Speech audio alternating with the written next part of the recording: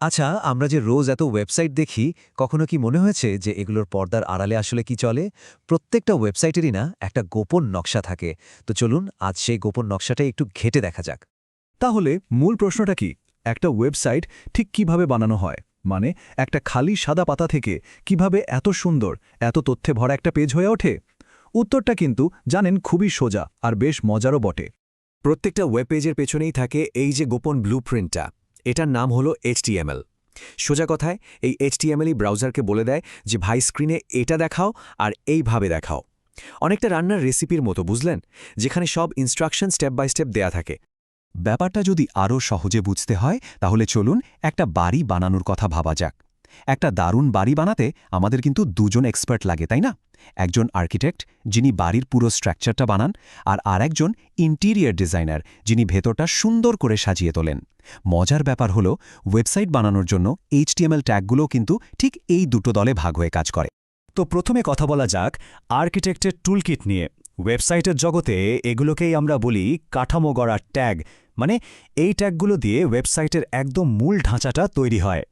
এই যে স্ট্রাকচার ট্যাগগুলো, এদের কাজ কিন্তু একটাই, ওয়েব পেজের মূল কঙ্কালটা তৈরি করা। একদম একটা বাড়ির দেয়াল তোলা, ছাদ দেওয়া বা রুম ভাগ করার মতো। এখানে সৌন্দর্যটা বড় কথা নয়, আসল হলো একটা মজবুত স্ট্রাকচার দাঁড় করানো। এরকম খুব দরকারি কয়েকটা স্ট্রাকচার ট্যাগ হলো H1, P আর Dev।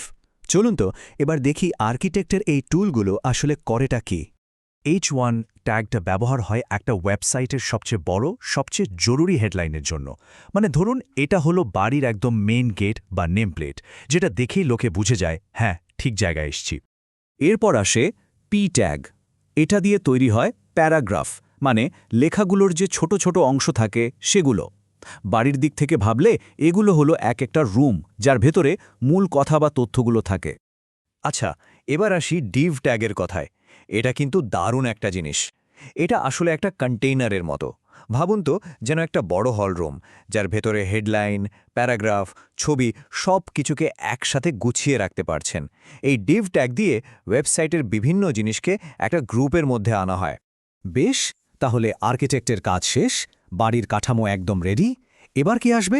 অবশ্যই ইন্টিরিয়ার ডিজাইনার। তার কাজ কি? ওই খালি ঘরগুলোকে সুন্দর করে সাজিয়ে গুছিয়ে তোলা। ওয়েবসাইটের জগতে এই ইন্টিরিয়ার ডিজাইনারের কাজটাই করে ফরম্যাটিং ট্যাগগুলো। এদের একটাই উদ্দেশ্য, লেখাকে সাজানো, লেখাকে একটা স্টাইল দেয়া। ঠিক যেমন ঘরের দেয়ালের রং করা হয়, ফার্নিচার বসানো হয় বা সুন্দর পর্দা লাগানো হয়। তো এই ইন্টেরিয়র ডিজাইনারের টুলবক্সে কি আছে? খুব কমন কয়েকটা হলো BIRU। চলুন দেখি এগুলো লেখাকে কেমন ভোল পাল্টে দেয়। এই দেখুন, একই লেখা, কিন্তু কি দারুণভাবে বদলে গেছে। বি ট্যাগ দিয়ে লেখাটাকে বোল্ড বা মোটা করা হয়েছে, কোনো কিছুতে জোর দেওয়ার জন্য। আই ট্যাগ দিয়ে একটু স্টাইল করে ইটালিক বা বাঁকা করা হয়েছে। আর ইউ ট্যাগ দিয়ে তো দেখতেই পাচ্ছেন, শব্দের নিচে একটা দাগ দেওয়া হয়েছে। ভাবা যায়, এত ছোট্ট ছোট্ট ট্যাগ কিন্তু লেখাটার চেহারাটাই পাল্টে দিল। তার মানে কি দাঁড়ালো? আর্কিটেক্ট কাঠামোটা বানিয়ে দিল, আর ইন্টেরিয়ার ডিজাইনার সেটাকে সুন্দর করে সাজিয়ে দিল। আর এই দুটো যখন একসাথে মিলেমিশে কাজ করে, তখনই তো একটা সম্পূর্ণ থাকার মতো সুন্দর বাড়ি তৈরি হয়, তাই না? তাহলে একদম মূল কথাটা হলো, স্ট্রাকচার ট্যাগগুলো একটা ওয়েবসাইটের কঙ্কালটা তৈরি করে, আর ফরম্যাটিং ট্যাগগুলো সেই কঙ্কালের ওপর সুন্দর চামড়া বা পোশাকের মতো কাজ করে। একটা ভালো, দেখতে সুন্দর ওয়েবসাইটের জন্য কিন্তু এই দুটোই লাগবে, একটাও বাদ দেওয়া যাবে না। তাহলে পুরো ব্যাপারটা যদি একবারে দেখি, একদিকে আছে আর্কিটেক্টের দল, যারা কাঠামো বানায়, মানে H1, P আর ডেভ, আর অন্যদিকে আছে ইন্টিরিয়র ডিজাইনারের দল, যারা সাজানোর কাজ করে, মানে BIRU। একজন ছাড়া আরেকজন কিন্তু অচল। ব্যাপারটা বেশ সোজা, তাই না? কিন্তু গল্পটা কি এখানেই শেষ? শুধু একটা শক্ত কাঠামো আর সুন্দর সাজগোজ দিয়েই কি আজকের দিনের একটা ফুল ফাংশনাল ইন্টারঅ্যাক্টিভ ওয়েবসাইট বানানো যায়? নাকি এর বাইরেও আরও কিছু লাগে? কি মনে হয়? একটু ভেবে দেখুন তো।